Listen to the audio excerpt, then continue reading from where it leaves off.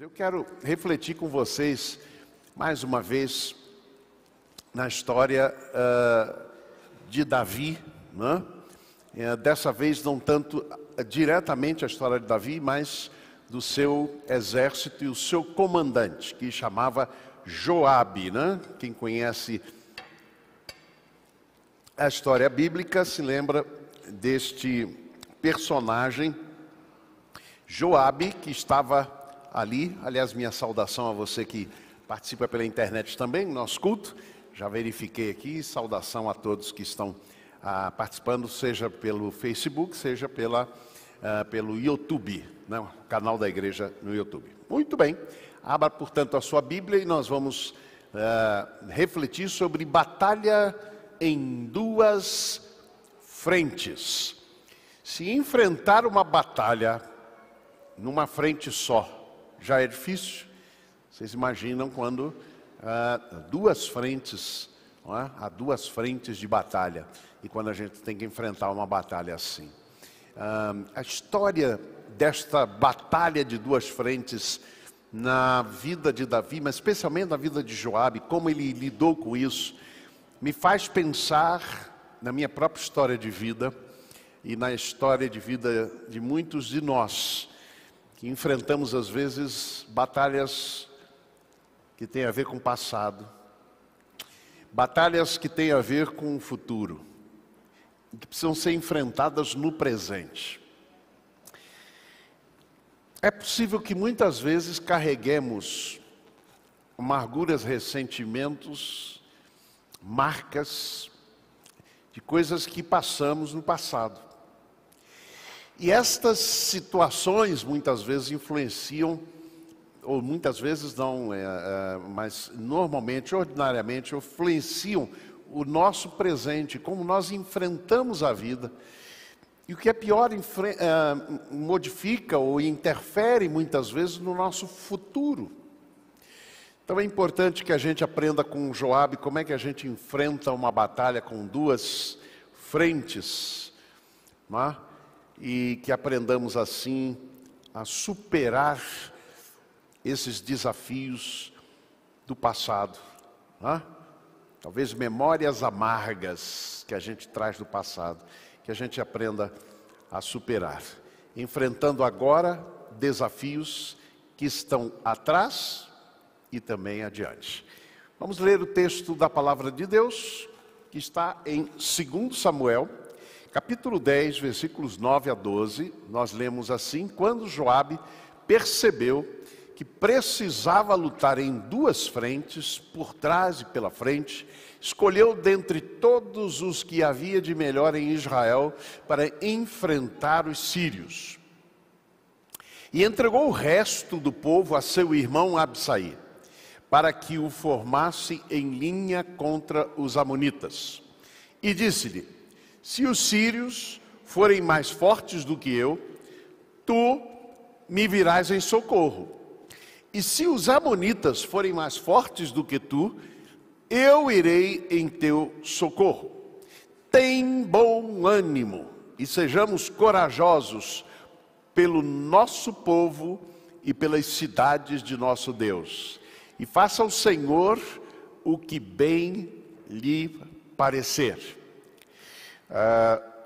Palavra do Senhor a todos nós nessa noite. O rei dos amonitas morreu. Vamos lembrar que Davi, durante muito tempo e muitos anos, ele foi perseguido por Saul, né? Que era o rei de Israel. E Davi, havia um ciúme enorme da parte de Saul. Ele primeiramente trouxe Davi para o palácio, né?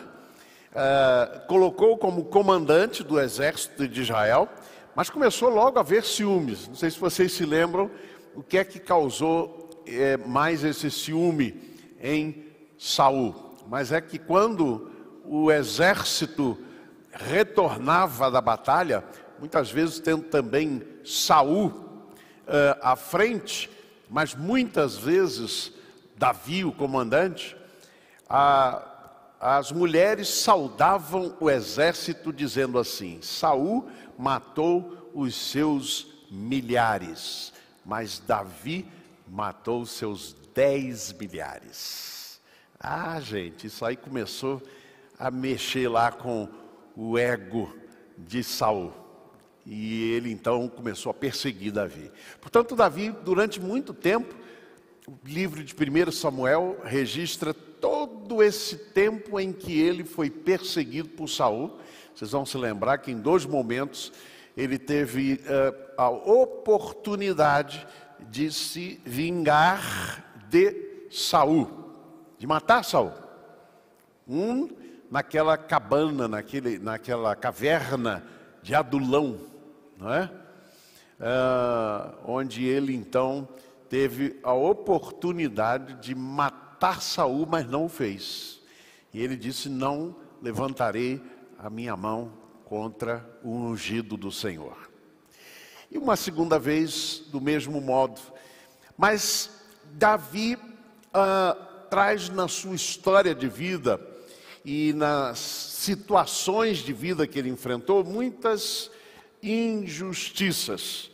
Em muitos momentos ele recebeu paga de mal pelo bem que fez a alguém. Você já passou por isso? Não? Ingratidão. Já passou por isso? Dói, né? Dói. Pois bem, o rei dos Amonitas, que acolheu Davi durante algum tempo, quando ele fugia de Saul, ele veio a falecer. Davi então mandou os seus mensageiros para consolarem o filho do rei Amonita. E ele mandou a seguinte mensagem: usarei de graça para com Anum, filho de Naás, como seu pai usou de graça para comigo. Graça, favor imerecido, não é? Misericórdia. É isso que Davi então expressou. 2 Samuel capítulo 10, versículos 1 e 2. Mas havia alguns líderes ali no meio dos amonitas, né, que começaram a levantar alguns questionamentos. A graça não é muitas vezes reconhecida, não é muitas vezes aceita. Há uma desconfiança, não é?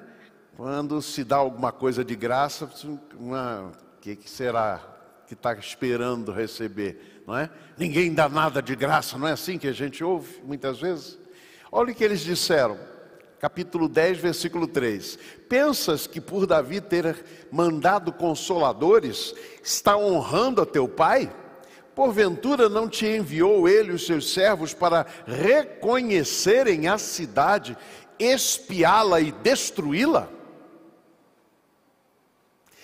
O que acontece é que Hanum então mandou prender, Hanum, que era o filho do rei morto, mandou prender os emissários, os mensageiros de Davi, rapou a cabeça deles, rasgou as suas vestes pela metade e os mandou embora, não? Depois de deixá-los presos. Vejam, graça é favor imerecido. Nossa igreja tem esse nome por conta disso, que reconhecemos o favor imerecido de Deus em nossa história como igreja há 8 anos. Davi procurou retribuir graça com graça. Aquilo que o pai de Hanum tinha manifestado para com Davi, quando ele fugia de Saul, ele agora tentava retribuir um pouquinho disso com graça. Mas Hanum, filho do rei morto, deu ouvidos àqueles que, não vivendo no império da graça, só conseguem ver tudo sob suspeita. Aliás, há uma expressão muito interessante de Charles, fugiu aqui o sobrenome, mas Spurgeon, né? Charles Spurgeon, ele expressa o seguinte, ele diz: onde reina a suspeita, até o silêncio vira crime. Onde impera a suspeita. Pois bem, este reino dos amonitas era dominado não pelo império da graça, pela manifestação da graça, mas da suspeita. Por isso que esses príncipes, esses líderes começaram a suspeitar da atitude de Davi. Por isso retribuíram graça com desgraça. Desgraça é falta de graça, falta de misericórdia, falta de compaixão. Quando os amonitas viram que se tornaram odiosos a Davi, resolveram fazer guerra a Israel, contratando também os sírios para lutarem com eles contra Davi. Os amonitas ameaçaram o povo de Deus e Davi então enviou contra eles Joabe, o seu comandante leal, com todo o exército dos valentes. Era uma batalha de duas frentes, pela retaguarda e também adiante. Observem que o nome Joabe significa o Senhor é Pai. O Senhor é Pai, Deus é Pai. E Joabe enfrentou esta batalha com esta absoluta consciência de Deus como seu Pai. Vamos ver o que a gente aprende de como Joabe enfrentou esta batalha. Primeira coisa que o texto diz é que Joabe escolheu alguns homens dentre a flor do exército de Israel. Uma outra tradução, está no versículo 9, diz que ele escolheu dentre todos o que havia de melhor em Israel. Para enfrentar aquela batalha, ele escolheu o que era melhor. Como é que nós enfrentamos as batalhas da nossa vida? Utilizamos aquilo que é o melhor de nós? Ou às vezes, vamos usar o que é pior do ser humano? Davi, por exemplo, pouco mais adiante nós vamos ver isso, ele tinha problemas quando pagavam a ele o bem com o mal. Ele tinha problema com isso. Daqui a pouco a gente vai lembrar uma história lá em 1 Samuel capítulo 25. Então ele tinha esse problema. Qual era a atividade ou qual era a atitude de Davi normalmente? Pagar com o mal que lhe fizeram. Você me fez mal? Então eu vou lhe pagar com o mal. Sentimento de vingança. Salmo 137 é um dos salmos mais difíceis da gente interpretar e entender, porque ele termina dizendo: bem-aventurado, ou seja, feliz aquele que pegar um de teus filhos, ó Babilônia, e der com eles nas pedras. É um salmo difícil, porque normalmente os salmos falam sobre as situações difíceis que o salmista passou, mas terminam com um cântico de vitória. Terminam com um hino de confiança em Deus. Este não. Este termina com uma oração de vingança. Feliz aquele que pegar um de teus filhos e der com eles nas pedras. Olha que coisa triste. Muitas vezes, irmãos, a nossa, ou de um modo geral, a nossa atitude para com aqueles que fazem o mal a nós é um sentimento de vingança que domina o nosso coração. E se não pensamos em agir com o sentimento de vingança, muitas vezes os pensamentos de vingança, do bem feito, fez isso comigo, bem feito, né? A pessoa adoeceu, por exemplo, a pessoa que nos fez algum mal e a gente diz: agora sim, está vendo? Isso é o pior de nós. As batalhas que enfrentamos, precisamos enfrentá-las com aquilo que é melhor em nós. Com as armas da justiça. Olha o que diz Paulo, escrevendo aos Coríntios, capítulo 10, versículos 3 a 5. Porque andando na carne, não militamos segundo a carne. Porque as armas da nossa milícia não são carnais, mas sim poderosas em Deus, para a destruição das fortalezas, destruindo o conselho e toda a altivez que se levanta contra o conhecimento de Deus, e levando cativo todo o entendimento à obediência de Cristo.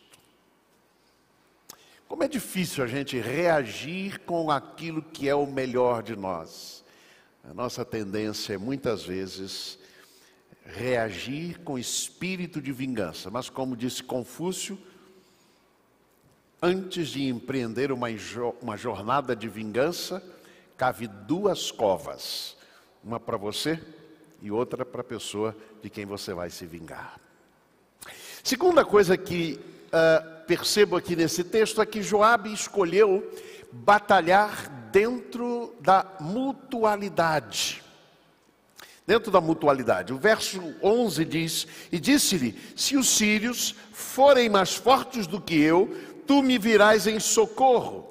E se os amonitas forem mais fortes do que tu, eu irei em teu socorro. Irmãos, há uma tendência em nós, quando estamos enfrentando batalhas, de nos isolarmos, de nos tornarmos sozinhos, ou tentarmos vencer sozinhos. A Bíblia vai nos dizer lá em Isaías, capítulo 41, versículo 6, um ao outro ajudou, e ao seu companheiro disse, esforça-te, esforça-te. Joabe não resolveu enfrentar esta batalha sozinho, conquanto era um comandante, um general experiente. Não, ele se acercou daquilo que era melhor, dos valentes de Israel, mas procurou exatamente enfrentar essas duplas,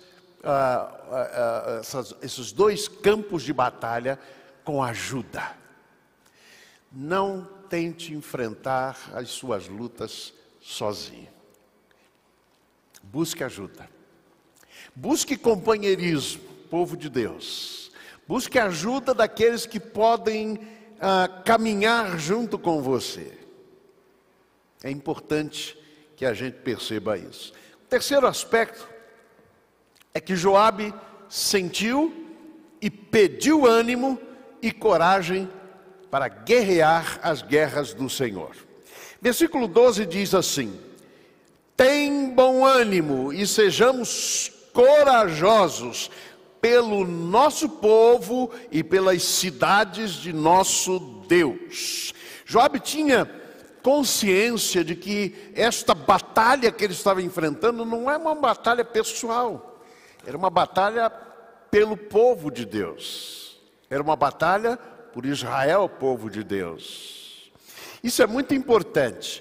Esta expressão, guerras do Senhor, vai aparecer na história de Davi por 2 momentos.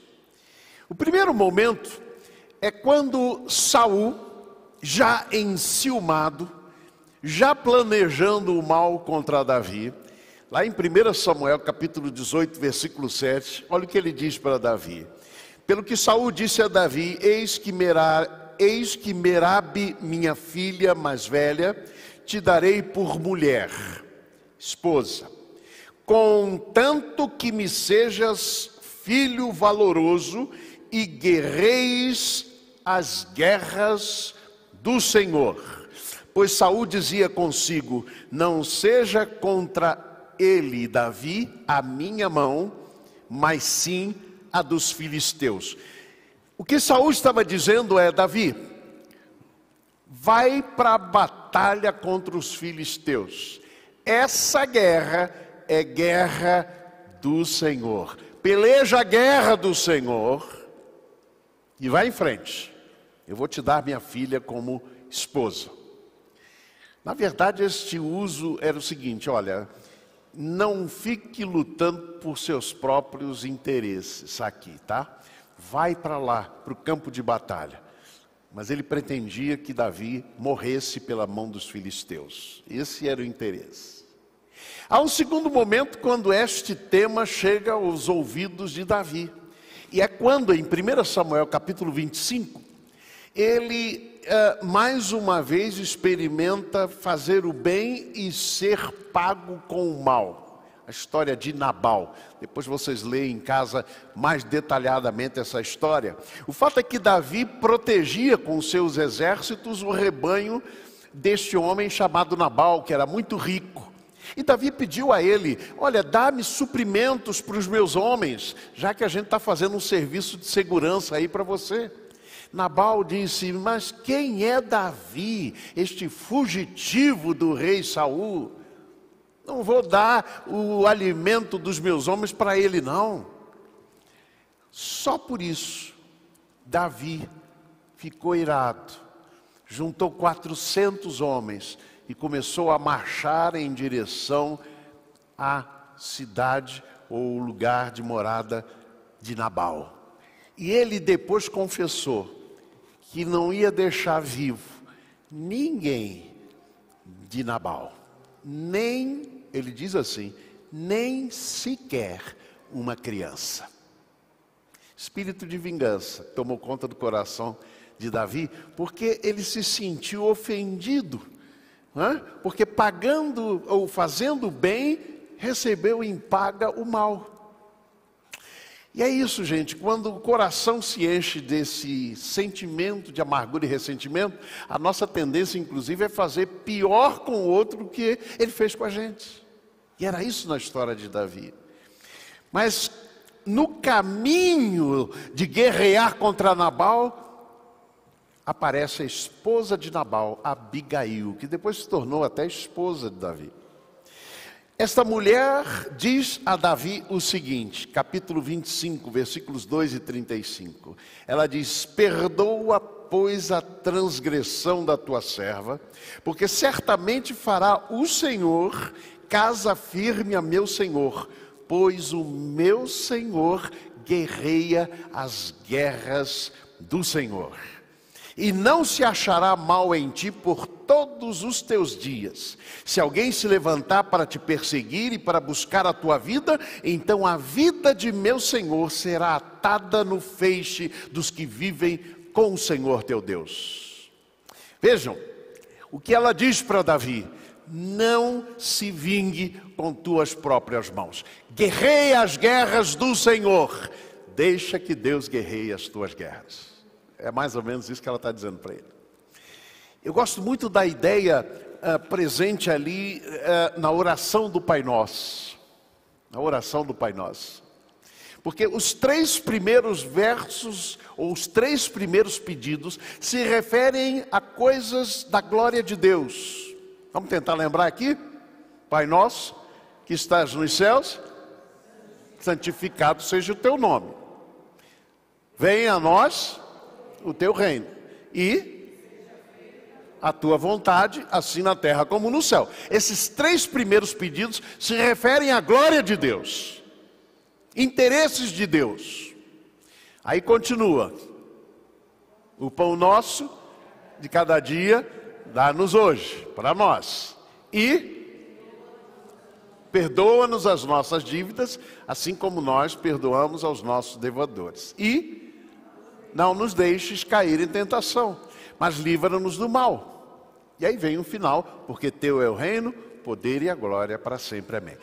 3 partes ou 6 partes nesta oração. As 3 primeiras se referem à glória de Deus.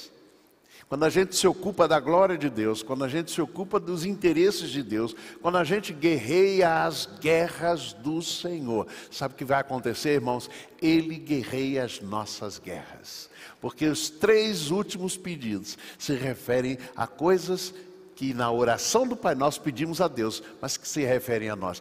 Dá-nos o pão a cada dia. Perdoa-nos as nossas dívidas, assim como nós perdoamos aos nossos devedores. E não nos deixes cair em tentação, mas livra-nos do mal. Quando nos ocupamos dos interesses de Deus, quando guerreamos as guerras do Senhor, então Ele guerreia as nossas guerras. Amém? Essa é uma profunda verdade que eu aprendo com esse texto. Em quarto lugar, Joabe se entregou a vontade soberana de Deus. Há uma expressão muito bonita aqui.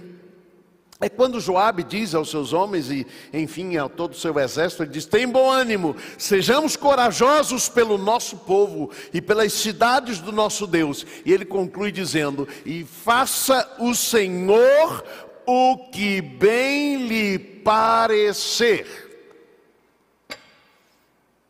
Você costuma pedir isso na sua oração? Senhor, faça a tua vontade, aquilo que for o melhor aos teus olhos para a minha vida. Ah, como é difícil a gente pedir isso. Normalmente nós pedimos o que parece bom aos nossos olhos. Mas nem tudo que parece bom aos nossos olhos é de fato bom para nós.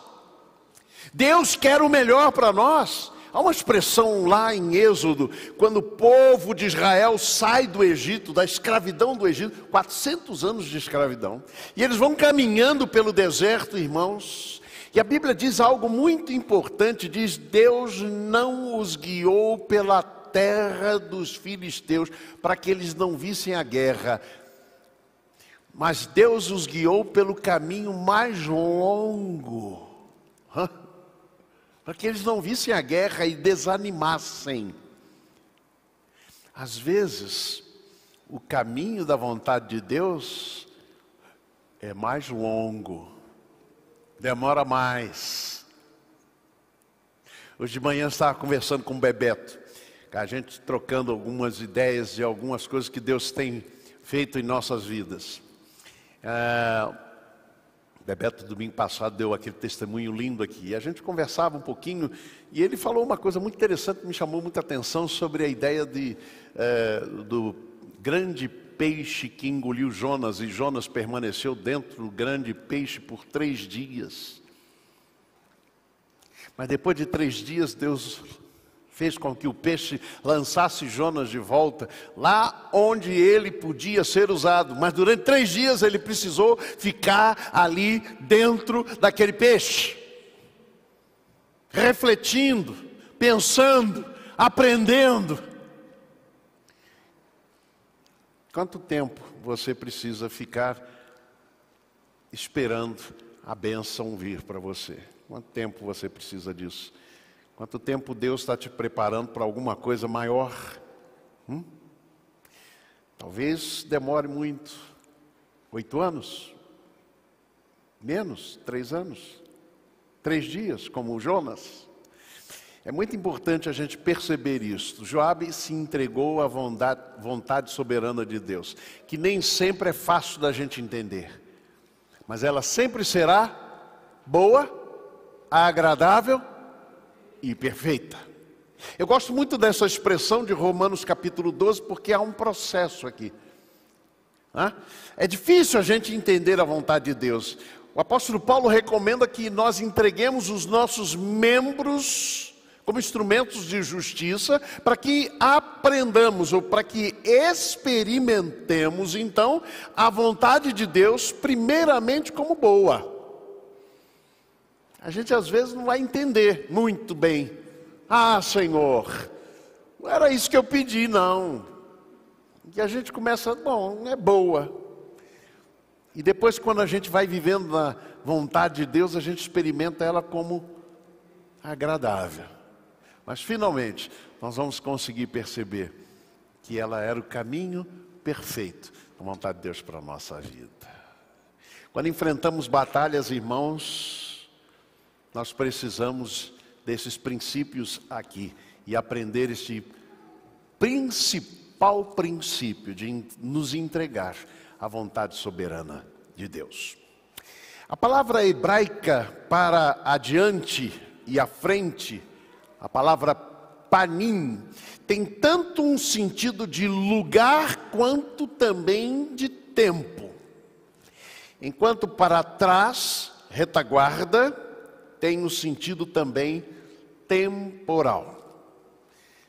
Para que nós vivamos o presente em plenitude e experimentemos um futuro promissor, nós precisamos, talvez, muitas vezes, resolver batalhas do passado.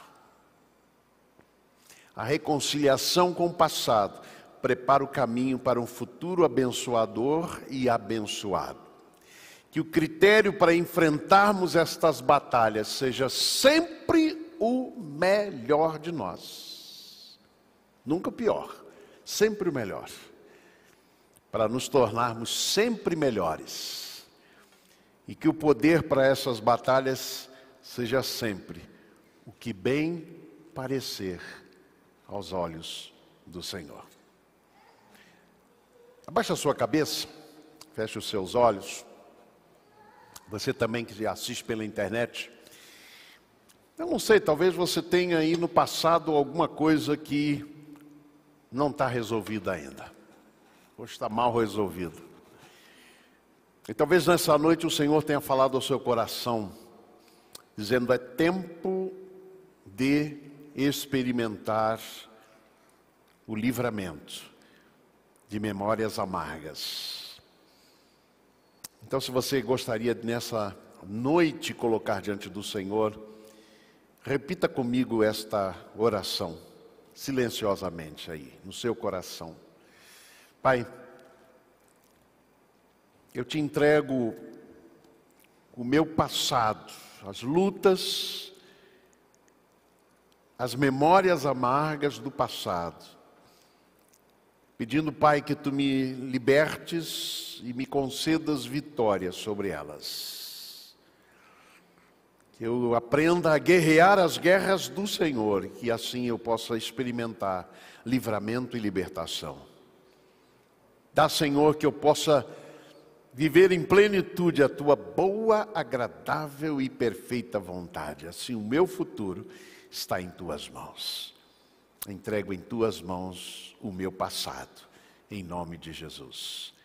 Amém.